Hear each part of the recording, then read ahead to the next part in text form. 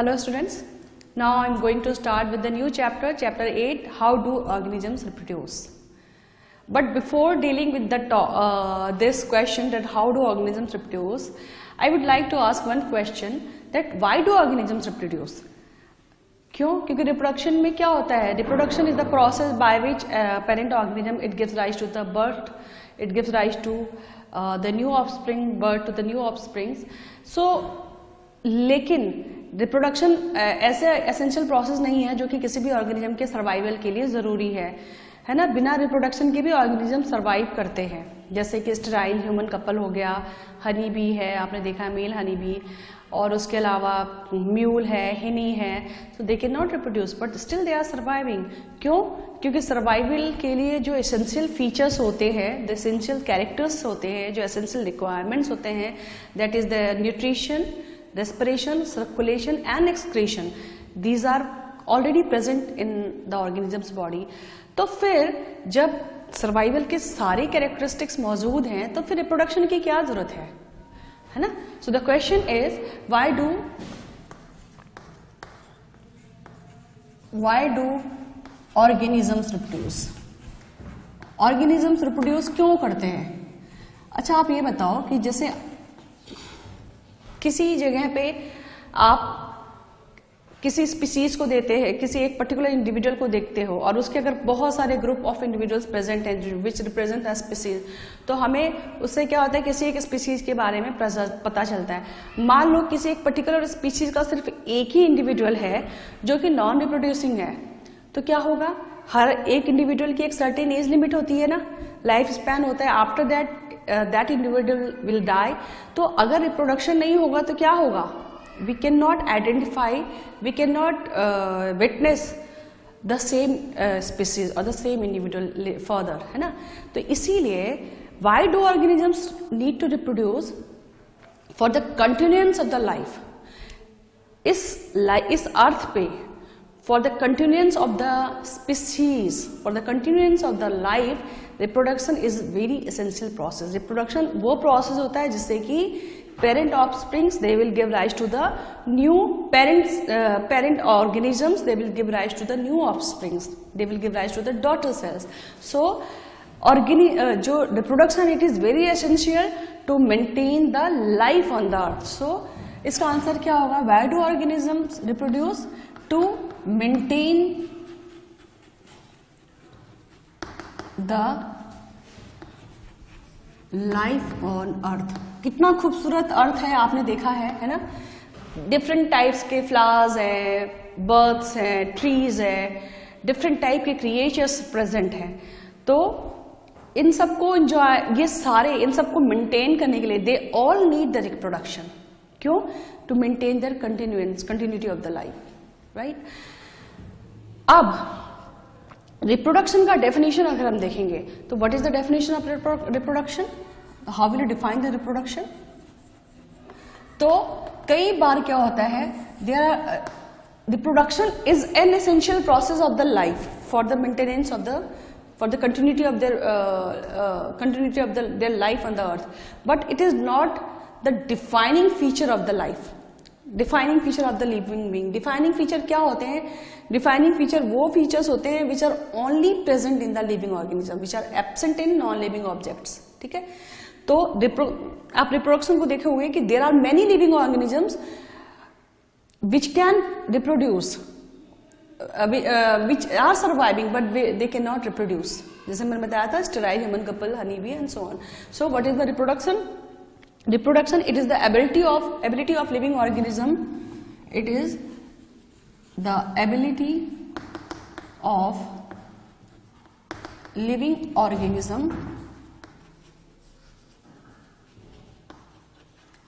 by which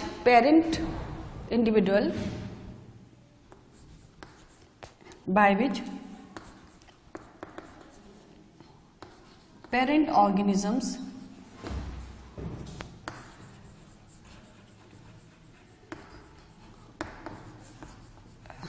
give rise to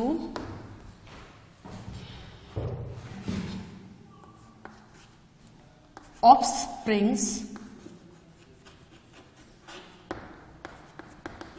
similar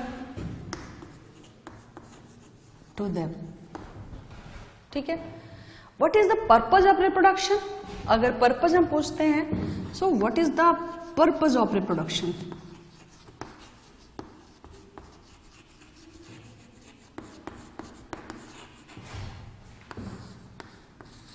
पहला तो आपको पता ही है, the purpose of reproduction is the multiplication of the organism, it is the perpetuation of the species. ठीक है, रिप्रोडक्शन के थ्रू क्या होता है, ऑर्गेनिजम्स मल्टीप्लाई करते हैं अपने को, अपनी स्पीसीज का परपिचुएशन करते हैं। तो the first purpose is multiplication and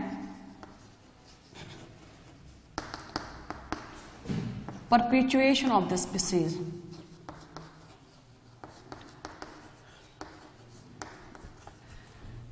ठीक है, another important purpose of reproduction is it provides group immortality by replacing the individuals with the new ones। ठीक है, तो दूसरा पर्पस क्या होगा, it provides group immortality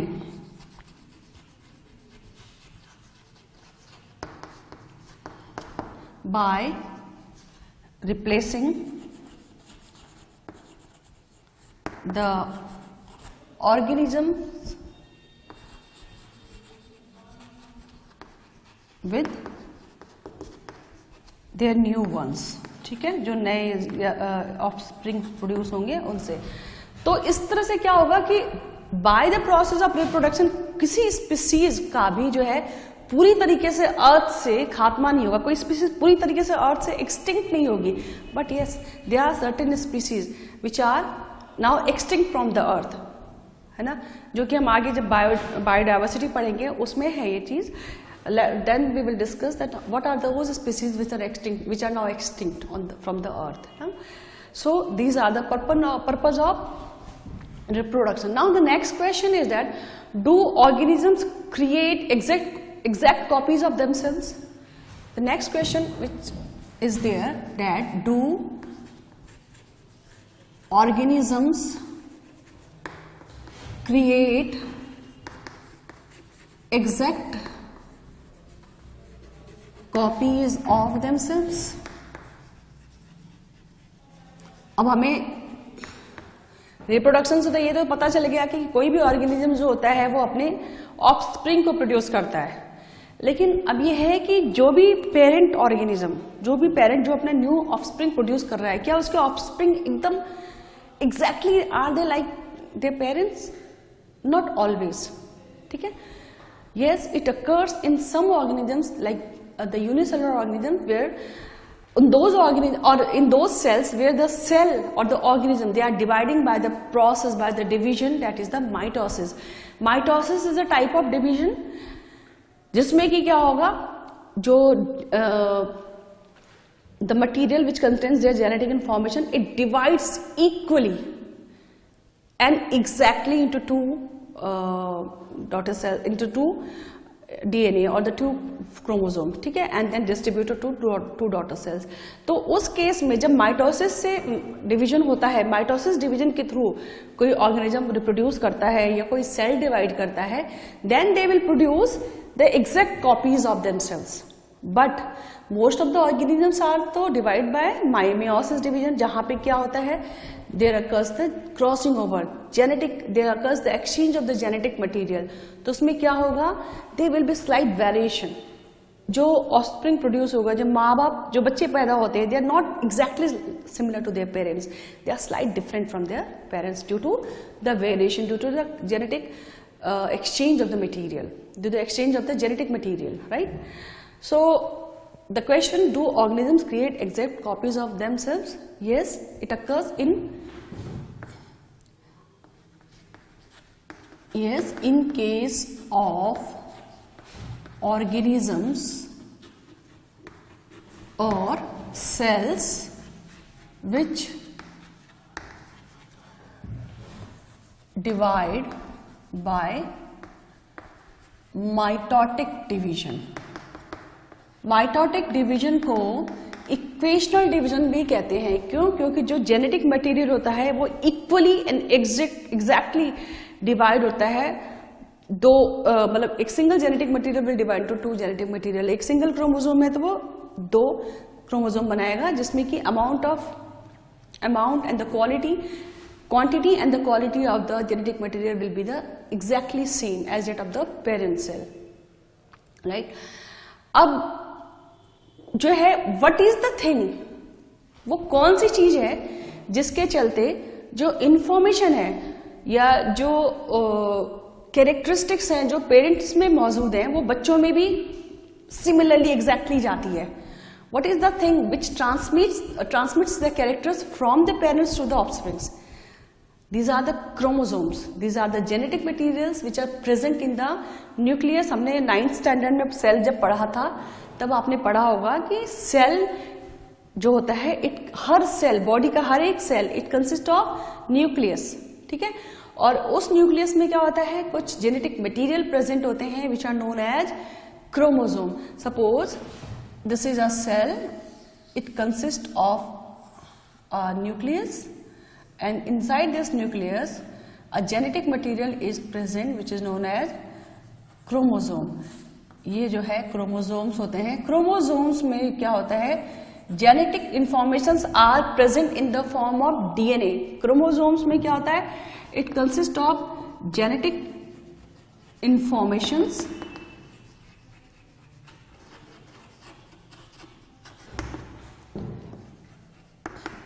in the form of DNA, ठीक है. अब now this DNA has the ability to synthesize and this DNA has the information to synthesize the protein, right? इस DNA में क्या होता है, it has the ability or information for the protein synthesis.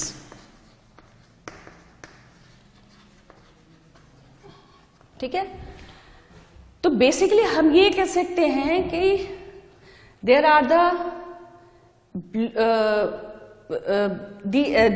जितना भी मतलब चेंज होगा, जितने भी protein, these are the proteins which synthesize the body design.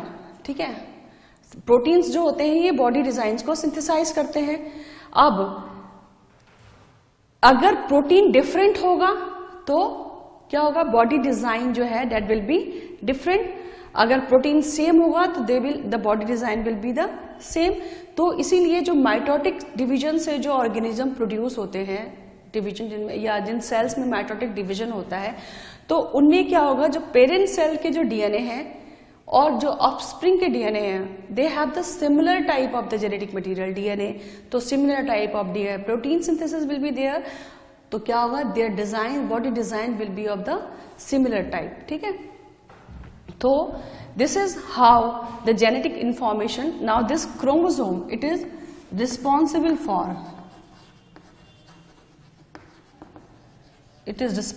For transmission of characters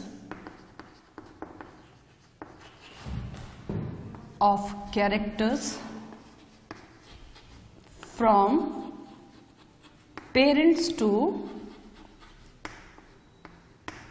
offsprings or from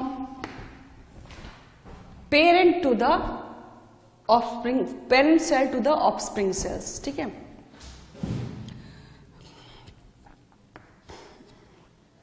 genetic chromosome क्या होता है, it consist of genetic information. और जेनेटिक इन्फॉर्मेशन किस फॉर्म में होता है, डीएनए के फॉर्म में होता है. DNA is responsible for the protein synthesis.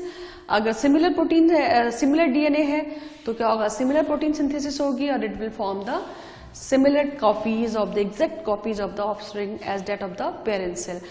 अब मैंने बताया कि there are certain organism which can divide, which can produce the exact copies of their parent cell. These are example the unicellular organisms. ये होता है यूनिसेलुलर ऑर्गेनिज्म में. ठीक है, unicellular organisms generally they divide by mitotic division and they produce exact copies. But there are certain organisms which do not produce the exact copies of the offsprings because ठीक है, तो पहले हम यहाँ लिखेंगे कि why such organism, why these organisms which are divided by which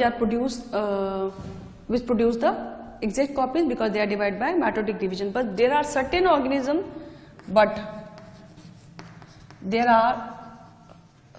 organisms, you can say many organisms, but most of the organisms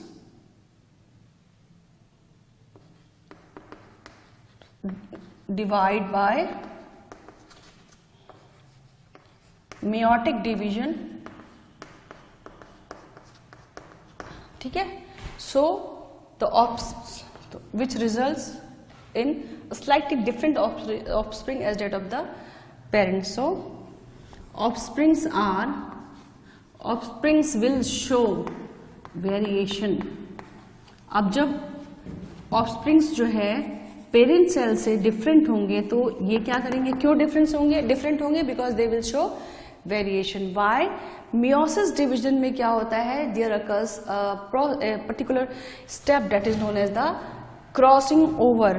why this variation occur? This variation occurs due to crossing over. ये variation क्यों होता है? Due to crossing over during the prophase of the meiosis. Cell division आपको थोड़ा सा हमने 9th में कुछ मतलब जस्ट कुछ स्टेप्स हमने सेल डिवीजन के एकदम थोड़ा सा सेल डिवीजन के बारे में हमने पढ़ा है, उसमें डिफरेंट स्टेजेस बताए हैं. तो क्रॉसिंग ओवर जो होता है प्रोफेज में होता है, उस दौरान क्या होगा, क्रॉसिंग ओवर होगा. क्रॉसिंग ओवर में क्या होता है, the exchange of what happens in the crossing over? In the crossing over, exchange of genetic materials takes place between two chromosomes. दो क्रोमोसोम के बीच में जेनेटिक मटेरियल का एक्सचेंज होगा, which causes the variation. ठीक है, which results in the variation. This crossing over is absent in mitotic division. इसमें क्या है, माइटोटिक डिवीजन में क्रॉसिंग ओवर नहीं होता. So these are the reason. Now you can understand now कि कौन से ऑर्गेनिज्म होते हैं जो कि अपनी एग्जैक्ट कॉपीज बनाते हैं. Those organisms which are produced by the mitotic division and the organisms which are produced by meiotic division, they produce the offsprings which are slightly different from them and they show the variation. Now the importance of variation. जैसे मैंने बताया कि जो organisms meiosis division से reproduce करते हैं, के help से रिप्रोड्यूस करते हैं, उनमें वेरिएशन होता है ड्यू टू क्रॉसिंग ओवर. ठीक है, now what is the importance of variation? पहले तो वेरिएशन होगा कैसे होता है? वेरिएशन कब होता है? जब DNA कॉपिंग is not perfectly accurate in the reproduction. When variation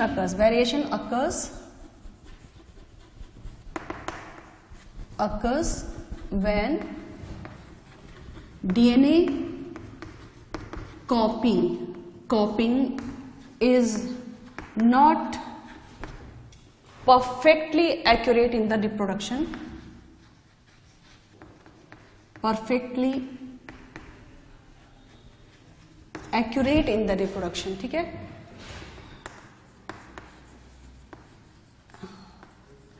तो क्या होगा? It will result in variation in population for better, and this results in the population for better survival of species. This variation, it will give rise the better survival of the species in a population. ठीक है, ये क्यों होगा ये मैं बताती हूँ. And this results in better survival of a species in a population. ठीक है, किसी पॉपुलेशन में, किसी भी स्पीसीज के सर्वाइवल में ये हेल्प करता है। तो बेसिकली जो वेरिएशन होता है ना, it is the basis of evolution. Variation also forms the basis of evolution. Variation क्या होता है, ये it forms the basis of evolution, क्योंकि कुछ जो स्लाइड चेंज आएगा ऑर्गेनिज्म में, जो नए ऑफस्प्रिंग प्रोड्यूस होंगे उनमें जो चेंज आएगा अपने पेरेंट ऑर्गेनिज्म से, तो that change will help them to survive in the adverse situation. Suppose कोई इकोलॉजिकल नीश है। What is the ecological niche? Basically, niche or the ecological niche is the specific area where an organism inhabits. It is a specific area where an organism inhabits. तो मान लो किसी ecological नीश, किसी area में कोई एक particular type के species रह रहे हैं, राइट? कोई पर्टिकुलर टाइप का स्पीसीज का पॉपुलेशन है। अब उसमें सडनली क्या हुआ कि सपोज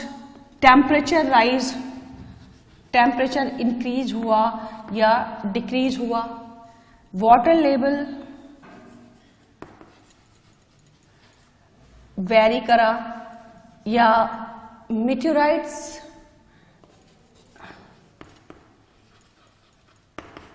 हिट हुआ, तो क्या होगा? अगर वेरिएशन के चलते due to the exchange of genetic material उनके अंदर कुछ चेंज आया होगा, जो ऑर्गेनिज्म टोटल किसी पर्टिकुलर एरिया में, सपोज ये this is an area where many organisms are surviving, ठीक है? इनमें से किसी ऑर्गेनिज्म में कुछ चेंज आया है, जेनेटिक मटेरियल में कुछ चेंज आया। Suppose these are the organism जिनको मैंने प्लस से मार्क किया है, they have got some change in their genetic constituent as compare to their parents. That change की मतलब अगर टेम्परेचर राइज हुआ, अब क्या होता है, हाई टेम्परेचर हुआ, उस एनवायरमेंट उस इकोसिस्टम का टेम्परेचर मान लो पहले एवरेज टेम्परेचर 20 डिग्री सेल्सियस रहता था और वो राइज होकर के 30 डिग्री सेल्सियस टेम्परेचर हुआ। तो जो ऑर्गेनिज्म सडन राइज होगा टेम्परेचर 30 डिग्री सेल्सियस, तो generally they are adapted for the low temperature, मतलब 20 डिग्री सेल्सियस पे ही वो सर्वाइव कर सकते हैं। अचानक से टेम्परेचर राइज होगा तो दे कैन नॉट सर्वाइव।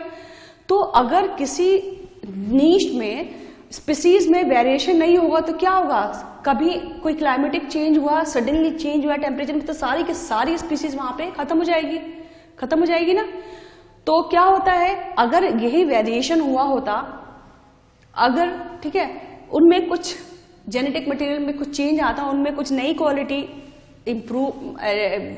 नई जेनेटिक मटेरियल्स क्वालिटी इंप्रूव होती उनमें आती, तो क्या होता, they can resist the high temperature, ठीक है। तो उसमें क्या होगा, जिनमें ये वाले थे जिनमें हाई टेम्परेचर को टॉलरेट करने की कैपेसिटी नहीं रहेगी तो वो तो डाई कर जाएंगे, they will die. But the organism which has the ability to tolerate the high temperature, they can survive, they will survive, है ना, ये सर्वाइव कर जाएंगे। And then they will give rise to the new population, they will give rise to the new organism and new offspring, and they will again helpful in continuity of their life, of their existence. अपनी species को फिर ये for the next generation they will helpful in continuity of their species, ठीक है। तो इसीलिए variation is very important. Variation होगा तो क्या होगा, there may be chances of the organisms to survive in the extreme environmental condition, in the adverse environmental condition. So variation is basically, it is helpful in organisms to survive in adverse environmental condition.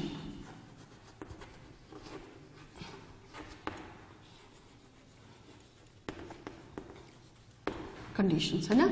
Variations के चलते इन organisms में क्या हुआ, कुछ नई quality आई, नई characteristics आई, and they were able to tolerate the high temperature, ये सर्वाइव कर जाएंगे, and they will reproduce and give rise to their species, and in this way they will help in the continuance of the species, continuance of the organisms. So variation is very important for the continuance of the species as well as it forms the basis of the evolution. ठीक है, so this is all about the importance of variation.